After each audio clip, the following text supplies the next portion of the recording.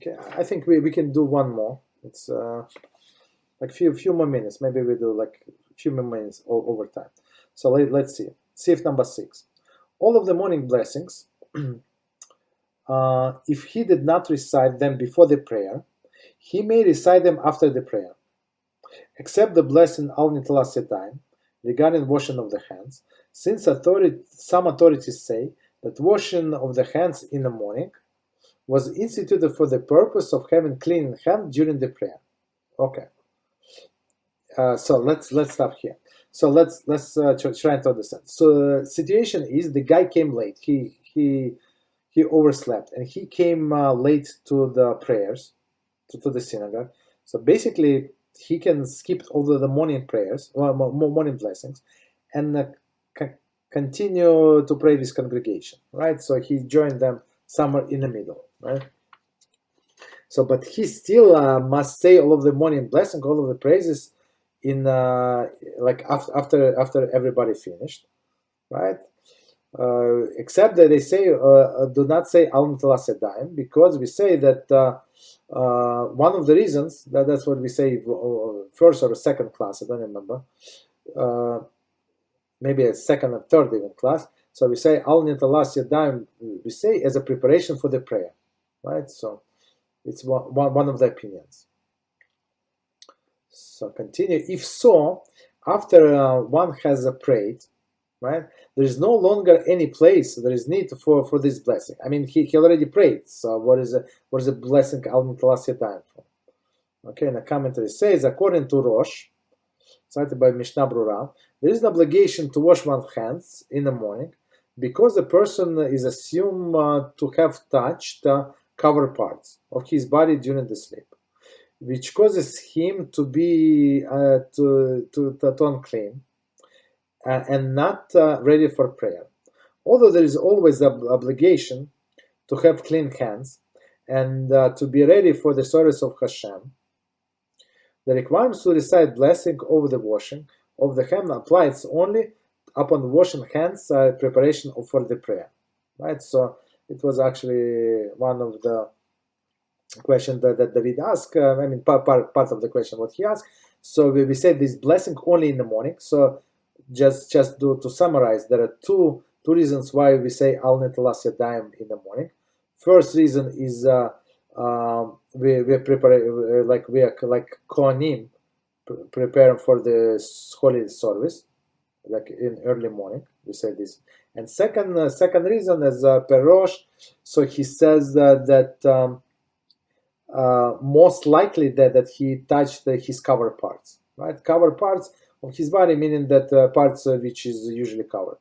So if you I don't know, he touched his leg, which is not forbidden. There's nothing wrong, but he has to wash his hands and say blessings. Okay, in the morning, only in the morning.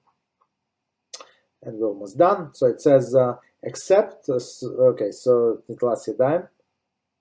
Problem, as you said, so he does not say blessing, and except blessing Elakai Neshama, my God, my soul, for he has already fulfilled the obligation to give praise for the turn of his soul in the morning. So he slept, but this my God, my soul, he does not say why. Let's see why. With a blessing Michayeh HaMeisim, who resurrects of the dead, which recited that during the Shemona Esrei prayer. Okay, so during the Shemona Esrei, one of the prayers, one of the blessings of one of the 19 blessings is for resurrection of the dead, right? So it's like here resurrection of the dead while he was sleeping, and there is resurrection of the dead. So some authorities say that he fulfilled his obligation with Shemona Esrei. So he doesn't. That's why he does not say this prayer, my God, my soul. Okay. Commentary, and we stop. According to this view, while the blessing of the Michayeh HaMeisim, meaning this in the Shemona Esrei, about in the paragraph resurrection of the dead, refers to the ultimate resurrection of the dead. It is also alludes to the return of the man's soul to his body when he awakes from the sleep. So I mean the concept is the same. So whether his body is complete, like when the the person was just sleeping, or it's not complete when person is dead, is irrelevant. However, the Mishnah Berurah 52:9 maintains that in this case one should not rely upon the blessing of Mechayei Chametziv, right, in Shmona Esra, and fulfill the need of praise of HaShem of awakening from the sleep.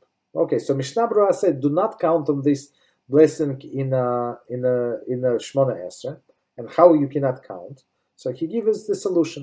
Rather, one should specifically have in mind, right, that he does not want to fulfill his obligation when say the blessed Michayei Chamesim, and should then recite Elakai Neshama, right, after the Shmona Esrei prayer.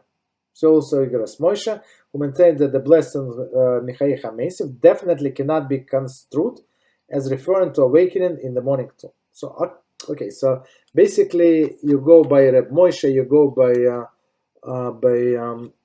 Mishnah Berurah. So the best solution to the case, the way I understand, is go by what Mishnah Berurah says. Have explicit intention not to fulfill your obligation when you say this Michayei Chamesim, this blessing on resurrection of the dead. So, and after that, after you finish blessing, after you finish praying in the morning, so you can say all of these morning blessings, including Elakai Neshama. So basically, if you go to the shul and some people they come 20 minutes late in 35-40 minutes prayers, and they first to leave. So it's not right what they do. First of all, if person comes late, he overslept, he's this, he's that. That happens to the best of us, right? So anyway, he's obligated to say everything that he missed, even though it's going to be after the fact, but he must to say everything that he missed. Okay.